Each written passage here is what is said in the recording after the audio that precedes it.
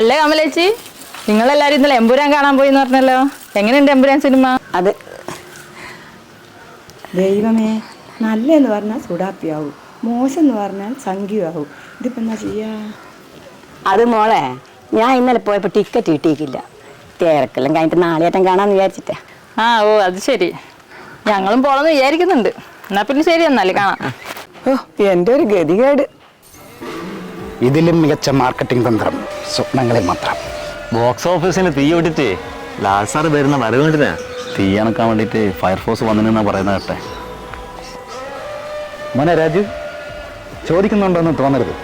സത്യത്തിൽ ഈ പടത്തിൽ ആരാണ് ഹീറോ? ലാലേട്ടാ, പടം കാണാൻ സിറിയയിൽ നിന്ന് വരെ ആൾക്കാർ വരുന്നുണ്ടെന്നാ കേട്ടത്. ആന്റണി, അടിയനി സിറിയയിൽ നിന്നും വരുവോ?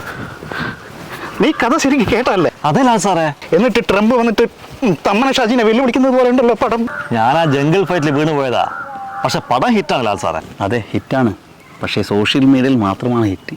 അപ്പോൾ വെറുതെ അല്ല ലൈക്ക പിന്മാറിയത്. ഗോപാലേട്ടൻ വന്നിട്ടില്ലേ മീറ്റിങ്ങിന്? ഇല്ല ഇല്ല. എന്താ രാജമോനെ നീയൊന്നും മിണ്ടാത്തത്? നമുക്ക് എമ്പുരാൻ ഒന്നുകൂടി പോയി കണ്ടാലോ? എനിക്ക് കഥ എങ്ങോട്ട് ശരിക്കും മനസ്സിലായിട്ടില്ല രാജു.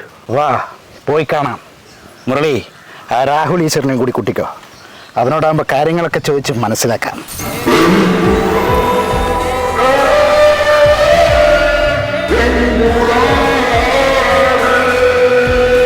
രാജമോനെ, ഒന്ന് നിന്നേ.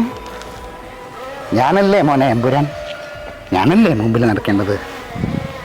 ലാലേട്ടാ, ഒന്നുറപ്പാ, പടം കോടികൾ വരും.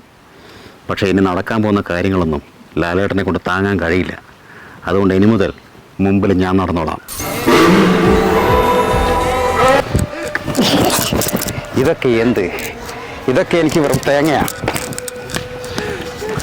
അത്യാവശ്യം തെലുങ്കിലും കന്നഡയിലൊക്കെ അഭിനയിക്കുന്നതാ. അതും ഇല്ലാണ്ടാക്കുമല്ലോ ഈ പnnen. ആന്റണി, മുരളി, ആന്റണി, മുരളി, രണ്ട് മുങ്ങിയ. നമ്മൾ എമ്പുരാൻ എത്ര പ്രാവശ്യം കണ്ടതാ? ജനം ടി വിയിൽ ഒരു വേൾഡ് ക്ലാസ് പടം കളിച്ചുകൊണ്ടിരിക്കുന്നുണ്ട്. നമുക്ക് അത് പോയി കാണാം. അതേതാ? പുഴ മുതൽ പുഴ വരെ.